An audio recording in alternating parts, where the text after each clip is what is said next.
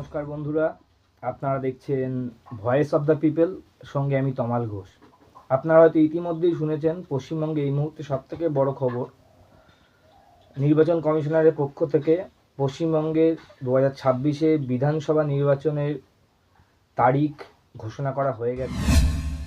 আগামী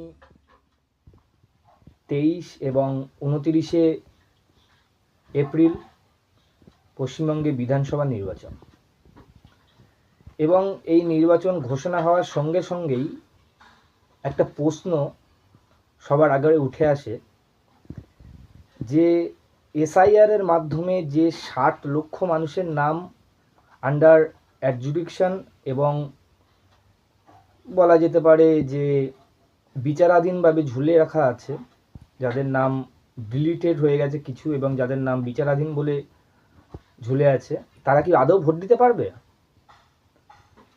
এটা সবথেকে বড় প্রশ্ন এই মুহূর্তে, এবং এই প্রশ্নের উত্তর নির্বাচন কমিশনার এখনও দেয়নি। প্রথমত, সংবিধান অনুযায়ী দু রকমের জিনিস হতে পারে, এক হচ্ছে তিনি ভোটার আর এক হচ্ছে তিনি নন ভোটার। কি করে? একজন মানুষ প্রাপ্তবয়স্ক হলে তিনি ভোট দিতে পারবেন, আর সেই বয়স প্রথমে ছিল 21 বছর, তারপরে আইন অনুযায়ী সেটা 18 বছর করা হয়েছে। একটা মানুষের বয়স যদি 18 বছর হয় এবং তিনি যদি ভারতবর্ষের নাগরিক হন, তার নাম যদি ভোটার লিস্টে থাকে, তাহলে তিনি ভোট দেওয়ার যোগ্য, তিনি ভোট দিতে পারবেন। আর এটা শুধুমাত্র তার একটি রাজনৈতিক অধিকার নয়, এটা শুধুমাত্র ভোট দিতে পারবেন সেটাই নয়, এটা তার মৌলিক অধিকার। এটা তার মৌলিক অধিকার এবং সেটাকে বলা হয় রাইট টু ভোট। সেই রাইট টু ভোট, একটা মানুষের মৌলিক অধিকার কিভাবে কেড়ে নেওয়া হচ্ছে, সেটার জন্যই আমি এই ভিডিওটি তৈরি করেছি। নির্বাচন কমিশনার বলছে যে 60 লক্ষ মানুষ পশ্চিমবঙ্গের, তারা নাকি ভোটার লিস্ট থেকে তাদের নাম আন্ডার অ্যাডজুডিকশন, এবং কিছু নাম তো ডিলিটেডই করে দেওয়া হয়েছে, যার মধ্যে বহু নাম আছে যেগুলো ডিলিট হয়েছে এবং কিছু নাম বিচারাধীন বলে রেখে দেওয়া হয়েছে। কে বিচার করবে? নির্বাচন কমিশনার বিচার করবে? কেন্দ্রীয় সরকার বিচার করবে? রাজ্য সরকার বিচার করবে? হাইকোর্ট, সুপ্রিম কোর্ট বিচার করবে? নাকি অন্য কোনো সংস্থা, সরকারি সংস্থা, তারা বিচার করবে?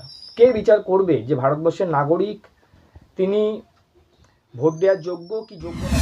অধিকারটা সংবিধান কি আদৌ দিয়েছে?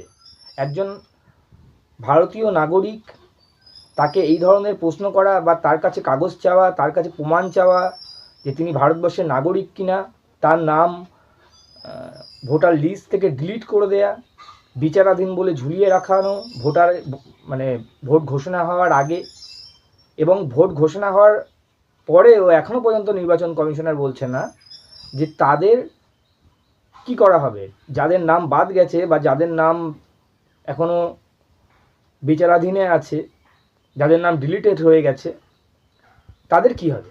তারা কি ভোট দিতে পারবে? তারা কি ভারতবর্ষের নাগরিক হিসাবে ভোট দেবে? না হলে কি হবে? এই প্রশ্নের উত্তর কেউ দিচ্ছে না, না সরকার দিচ্ছে, না আইন ব্যবস্থা দিচ্ছে, না নির্বাচন কমিশনার দিচ্ছে। নির্বাচন কমিশনার এসআইআর করলো, সেখানে নাম বাদ গেল, ভোটার লিস্টে থেকে 60 লক্ষ মানুষের নাম বাদ গেল, এবং সেই 60 লক্ষ মানুষ ভোট দিতে পারবে কিনা সেটা সবথেকে বড় প্রশ্ন, আর সেই প্রশ্নের উত্তর কেউই দিচ্ছে না। তাই আমার মনে হয় সবাইকে, সমস্ত সাধারণ মানুষকে এইটা নিয়ে প্রশ্ন করা উচিত যে এই মানুষগুলোর কি হবে। এবং আপনাদেরকে দুটো প্রশ্ন রাখতে চাই এই ভিডিওর মাধ্যমে, আপনার কি মনে হয় সেই 60 লক্ষ মানুষ কি আদৌ ভোট দিতে পারবে? তাদের কি ভোটার অধিকার কেড়ে নেওয়া হলো, নাকি তারা ভোট দিতে পারবে? আর যদি ভোট দিতে না পারে, তাহলে তাদের কি যে মৌলিক অধিকার সেটা কি কেড়ে নেওয়া হলো? আপনার কি মনে হয়? উত্তর কমেন্টে লিখুন, এবং ভিডিওটি ভালো লাগলে লাইক, কমেন্ট এবং সাবস্ক্রাইব করুন, পাশে থাকুন। নমস্কার।